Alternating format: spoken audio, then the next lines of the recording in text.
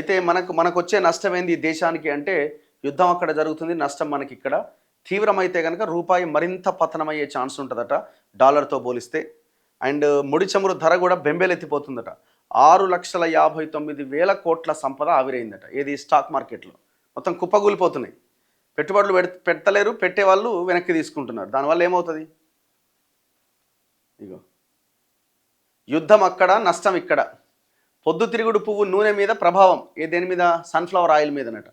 ఒక్కో కంటైనర్ రవాణాపై 2,000 నుంచి $4,000 అదనంగా చెల్లించాల్సి వస్తున్నదట. చమురు బ్యారెల్ ధర డాలర్ గనక పెరిగితే దిగుమతి బిల్లు పైన ఏడాదికి 13,000 కోట్ల భారం పడుతుందట మన దేశం మీద. పశ్చిమాసియా ప్రయాణాలు ఆపిన టీసీఎస్, విప్రో అట. యుద్ధం గనక తీవ్రమైతే రూపాయి పరిస్థితి మరింత బలహీనం, మరింత పతనం. అమెరికా, ఇజ్రాయెల్ కలిసి ఇరాన్పై దాడి చేస్తుంటే ప్రతిగా ఇరాన్ సైతం అమెరికా స్థావరాలున్న గల్ఫ్ దేశాల మీద విరుచుకుపడుతోంది. ఈ నేపథ్యంలో చమురు రవాణాకు కీలకమైన హర్మూజ్ జలసంధి రవాణాకు ఆటంకాలు ఏర్పడడం వల్ల మనతో సహా ప్రపంచ దేశాలపైన ప్రభావం పడక తప్పదు. చమురు ధర పెరుగుతుండడంతో దాంతో సంబంధం ఉన్న ఎరువులకు ఉపయోగించే ముడి పదార్థాలతో పాటు రోజువారీ వినియోగించే బిస్కెట్లు అండ్ తల నూనె, పొద్దుతిరుగుడు పువ్వు నూనె, సబ్బు, షాంపూల ధరలపైన ప్రభావం పడుతుందట. అంటే అక్కడెక్కడో జరుగుతున్న యుద్ధం కాస్త మన ఇండ్ల మీద ధరల అలజడికి కారణం కాబోతున్నదట. సో ఇట్లా మన దేశ ముడి చమురు అవసరాల్లో 88% దిగుమతులే. మన దగ్గర ఎక్కడిది? బ్రెంట్ ముడి చమురు ధర బ్యారెల్ $80లకు చేరువైన $74లకు తగ్గిందట. ఈ హార్మూజ్ జలసంధిలో రవాణా ఆగడం ఇందుకు కారణం. దీంతో మన చమురు దిగుమతి బిల్లు పైన భారీ ఒత్తిడి పడబోతున్నది. రోజువారీ వినియోగించే కొన్ని ఉత్పత్తుల ధరల మీద కూడా ప్రభావం ఉంటుంది. ఉద్రిక్తతలు వారానికి మించితే గనక ఆ ప్రభావం కొన్ని ఉత్పత్తుల ధరల మీద కూడా పడుతుంది. సో ఆ ముడి సరుకు లేట్ అయింది అనుకోండి, ఏమవుతుంది? ఉన్న ప్రొడక్ట్ అయిపోద్ది, మళ్ళీ కొత్తది రావాలంటే మళ్ళీ ఎక్కువ రేటుకి కొనుక్కోవాల్సిన సిచ్యువేషన్ వచ్చినప్పుడు షార్టేజ్ అవుతుంది, రేటు పెరుగుతుంది. ఇగో ఎరువులు ఎందుకంటే జూన్లో ఖరీఫ్ సీజన్ ప్రారంభం కావడానికి ముందు డిఏపి కానీ ఎస్ఎస్పి ఎరువుల తయారీలో కీలకమైన సల్ఫర్ కానీ సల్ఫ్యూరిక్ యాసిడ్ సరఫరా పైన ఆందోళన వ్యక్తమవుతున్నదట. భారత సల్ఫర్ దిగుమతుల్లో ఖతార్, యుఏఈ, ఒమెన్కు 76% వాటా ఉన్నదట. ఇప్పుడు ఇరాన్ వీళ్ళ మీద దాడి చేస్తుంది కదా మొత్తం ఈ గల్ఫ్ దేశాల మీద. సో అట్లా అక్కడ ఉత్పత్తులు ఆగిపోతున్నాయి, కంపెనీలన్నీ క్లోజ్ అవుతున్నాయి. సో దీనివల్ల రేట్లు పెరగబోతున్నాయి. ఆల్మోస్ట్ 76% సల్ఫరు గల్ఫ్ దేశాల నుంచి మనం దిగుమతి చేసుకుంటున్నాం. ఇక 16 మిలియన్ టన్నుల వంట నూనె దిగుమతుల్లో సన్ఫ్లవర్ ఆయిల్ వాటా 20% అట. రష్యా, ఉక్రెయిన్, అర్జెంటీనా నుంచి ఈ దిగుమతులు ఎర్ర సముద్రం అవతల నుంచి తీసుకురావాలంటే ఎక్కువ ఖర్చు అవుద్దట. సో ఇది కూడా చాలా సీరియస్ ఇష్యూనే ఇది. 13 దేశాల నుంచి వచ్చే సరుకుల మీద అదనపు భారం పడే అవకాశం ఉందట. 13 దేశాల నుంచి జరిగే అన్ని బుకింగ్ల మీద ఒక్కో కంటైనర్ రవాణా కావాలంటే, ప్రయాణం చేయాలంటే $2,000 నుంచి $4,000 ఎక్కువ ఖర్చు పెట్టాల్సి వస్తున్నదట. అంటే 1,80,000 నుంచి దాదాపు 3.5 లక్షల పైన. ఆ జాబితాలో UAE, Saudi Arabia, Iraq, Kuwait, Oman, Qatar, Yemen, Bahrain, Jordan, Egypt, so ఇట్లాంటి దేశాలు ఉన్నాయట. దీంతో దిగుమతిదారుల ఖర్చులు పెరగబోతున్నాయి. వాడికి రేటు పడనప్పుడు ఏం చేస్తాడు? రేటు పెంచుతాడు. అది మన మీద ప్రభావం పడుతుంది. ఇంకొకటి, యుద్ధ ప్రదేశాలకు ఉద్యోగుల్ని పంపొద్దంటూ ఐటీ కంపెనీలకు పరిశ్రమల సంఘం నాస్కామ్ సూచించింది. ఇంటి నుంచి పని ప్రోటోకాల్స్ మొదలు పెట్టాలి, వర్క్ ఫ్రమ్ హోమ్ చేయించండి అని చెప్తున్నది. దాని తర్వాత ఏం జరిగింది? ఆయా దేశాలకు తమ ఉద్యోగుల ప్రయాణాలు రద్దు చేసినట్లు టీసీఎస్ కానీ విప్రో సంస్థలు ప్రకటించినాయి. ట్రాన్సిట్ సహా అన్ని ఇన్కమింగ్, అవుట్గోయింగ్ ప్రయాణాలు రద్దు చేసిరట. ఈ కంపెనీ ఉద్యోగులు 9,000 మందికి పైగా పశ్చిమాసియా, ఆఫ్రికా ప్రాంతంలో ఉన్నారట. విప్రో సైతం 10 నుంచి 11 ప్రభావిత దేశాలకు నో ట్రావెల్ అడ్వైజరీ జారీ చేసింది. అక్కడ 100 మంది ఉద్యోగులు కంపెనీకి ఉన్నట్టు సమాచారం. అక్కడో లెక్కనే, ఇక్కడో లెక్కనే, కొంత పరిస్థితిలో చేంజ్ వచ్చేంత వరకు. డాలర్ వాల్యూ ఎంత అవుతుంది రూపాయితో పోలిస్తే అన్నది చర్చ. యుద్ధం కనుక ఇలాగే కొనసాగితే డాలర్ విలువ 92 రూపాయలకి స్థాయికి క్షీణిస్తుందని విశ్లేషకులు అంటున్నారు.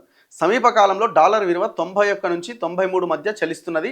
2026 చివరకు అది 95 రూపాయలకు చేరిన ఆశ్చర్యపోవాల్సిన అవసరం లేదట. ఇప్పటివరకు గరిష్ట మ్యాక్సిమం ఎంత అంటే జనవరి 30 నాడు 91 రూపాయి ఉండే, 92 రూపాయలు అటు ఇటుగా. సో అదే గరిష్ట ధర అన్నమాట. సో 95 దాకా పోయే అవకాశం ఉందట ఈ యుద్ధం నేపథ్యంలో. 20-25% విమాన టికెట్లు మొత్తం రద్దు. ఎందుకంటే ఆ గల్ఫ్ కంట్రీస్కి మొత్తం ఎయిర్పోర్ట్సే మూసిపడేసినారు. మన హైదరాబాద్ నుంచి కూడా దాదాపు 100 ఫ్లైట్లు క్యాన్సిల్ అవుతున్నాయి. చమురు ఎల్ఎన్జి సరఫరాకు తీవ్ర ఇబ్బందులట. ఫ్యూచర్స్లో బ్రెంట్ ముడి చమురు ధర 6% పెరిగి $77 చేరుకున్నదట. Saudi Arabia, UAE, Kuwait, Qatar, Iraq, Iran దేశాల నుంచి ప్రపంచం వినియోగిస్తున్న చమురులో 20% అండ్ ఎల్ఎన్జీలో 20% హర్మూజ్ జలసంధి మీదుగానే దిగుమతి అవుతుంది. ఈ రవాణాకు ఏర్పడిన ఆటంకమే ఇబ్బంది పెడుతున్నది. మన దేశం రోజుకి 5.5 మిలియన్ బ్యారెళ్ల చమురును వినియోగిస్తున్నది. అందులో 1.5 నుంచి 2 మిలియన్ బ్యారెళ్లు ఈ జలసంధి నుంచి సరఫరా అవుతున్నది. అమెరికా ఆంక్షల తర్వాత రష్యా నుంచి చమురు కొనుగోలుకు మన దేశం తగ్గించి పశ్చిమాసియా నుంచి కొంటున్నదట. అంటే గల్ఫ్ కంట్రీస్ నుంచి. ఇప్పుడు అక్కడి నుంచి రవాణా లేదు. ఏమవుతుంది? రష్యాదేమో తగ్గించుకున్నారు ట్రంప్ ఒత్తిడితోటి. ఆప్షన్ లేదు మనకి.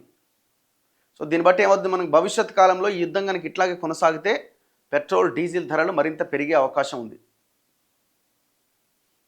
అయినా ఇప్పుడు గవర్నమెంట్స్ ఎట్లుంటుందంటే రూపాయి పెరగంగానే ₹5 పెంచుతారు. తగ్గిందనుకో ఆ చమురు బ్యారెల్ ధర తగ్గితే వాళ్ళు తగ్గించారు. మళ్ళీ పెరిగినప్పుడు మాత్రం అసలు ఆడ పెరుగుడే ఆలస్యం, రెడీగా ఉంటారు పెంచడానికి. మరి తగ్గినప్పుడు కూడా తగ్గాలి కదా. తగ్గినప్పుడు పెట్రోల్, డీజిల్ రేట్లు కూడా తగ్గాలి కదా. కానీ ట్యాక్స్ల రూపంలో అది మాత్రం ఇంకా అది తగ్గినప్పుడు అట్లే ఉంటుంది, ఆడ పెరిగినప్పుడు ఈడ పెరుగుతుంది. అయితే కొంతమంది ఏమంటున్నారంటే బ్రెంట్ చమురు బ్యారెల్ ధర $77 చేరువైనా కూడా దేశీయంగా పెట్రోల్, డీజిల్ రీటైల్ ధరలు సమీప కాలంలో పెరగకపోవచ్చు అంటున్నారు. యుద్ధం కంటిన్యూ అయింది అనుకోండి, దిగుమతి లేకపోతే ఏమవుతుంది? ఇప్పుడు కాకపోయినా కొద్ది రోజులకు తప్పదు. కానీ ఆలోపు మరి యుద్ధాన్ని ఆపే ప్రయత్నం ఏమైనా చేస్తారేమో చూడాలి. కార్ల ఎగుమతుల మీద కూడా ప్రభావం పెద్దగా ఉండే అవకాశం ఏం లేదట. సో ఇట్లా మన దేశం మీద చాలా ప్రభావం పడుతున్నది. మన దేశం అనే కాదు, ప్రపంచంలో ఎక్కడ ఏ మూలన ఏం జరిగినా ఖచ్చితంగా ఆయా దేశాల మీద ఎఫెక్ట్ ఉంటుంది. ఇక బెంబేలెత్తిస్తున్న ముడి చరకట బ్యారెల్ $77 చేరువ, డాలర్ ఏమో ₹91.49 రూపాయితో పోలిస్తే. ఇక స్టాక్ మార్కెట్లో అయితే 6,59,000 కోట్ల సంపద మొత్తం ఆవిరైపోయిందట. ఖతం. 27 సెన్సెక్స్లో 30 షేర్లలో 27 నష్టపోయినాయట.